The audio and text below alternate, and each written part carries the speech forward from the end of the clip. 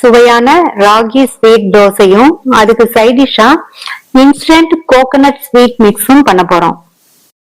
1 cup ragi மாவு, 1/4 cup கோதுமை மாவு, 1/4 கப் அரிசி மாவு, 1/4 டீஸ்பூன் ஏலக்காய் பவுடர். இந்த ஏலக்காய் பவுடர் ஆப்ஷனல் தான், நீங்க விருப்பப்பட்டா சேர்த்துக்கங்க, இல்லைன்னா ஸ்கிப் பண்ணிடலாம். இத நல்லா கலந்து விட்டாச்சு, இது இருக்கட்டும். இந்த சாஸ்பேன்ல 1/2 கப் நாட்டு சக்கரை, 3/4 கப் தண்ணி, இத நல்லா கரைய விட்டணும். கரைஞ்சா மட்டும் போதும், பாகுபதம் எதுவுமே பார்க்க வேண்டியது இல்ல. இப்ப நல்லா கரைஞ்சிருச்சு. இத கீழே இறக்கி வச்சு நல்லா ஆற விட்டுறணும். இந்த தோசைக்கு சைட் டிஷ்க்கு இந்த பவுல்ல 3 டேபிள் ஸ்பூன் ஃப்ரெஷ்ஷான தேங்காய் துருவல் எடுத்து வச்சிருக்கேன். இது கூட 2 டேபிள் ஸ்பூன் நாட்டு சக்கரை. இத நல்லா மிக்ஸ் பண்ணி விட்டுட்டு இது கூட சூடான நெய் 1 டீஸ்பூன், கொஞ்சமா பொடியா கட் பண்ண நட்ஸ் சேர்த்துக்கலாம். இதை தொட்டு சாப்பிடும் போது தோசையோட டேஸ்ட் ரொம்ப சூப்பரா இருக்கும். இது இருக்கட்டும்.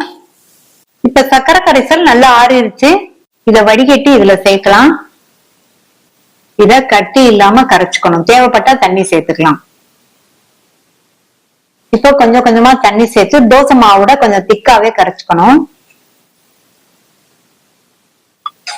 தோசை மாவோட கொஞ்சம் திக்கா இந்த கன்சிஸ்டன்சிக்கு கரைச்சுக்கங்க.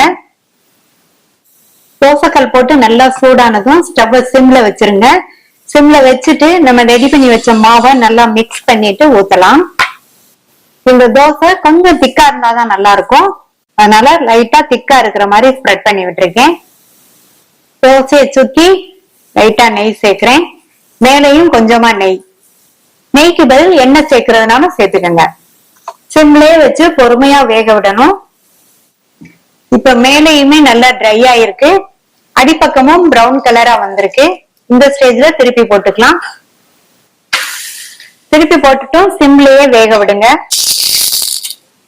2 பக்கமுமே தோசை ரெடி ஆயிடுச்சு, எடுத்துடலாம். இந்த தோசை அவ்வளவா இனிப்பா இருக்காது. ஆனா இந்த சைட் டிஷ்ஷோட சேர்த்து சாப்பிடும்போது சுவை ரொம்ப அட்டகாசமா இருக்கும்.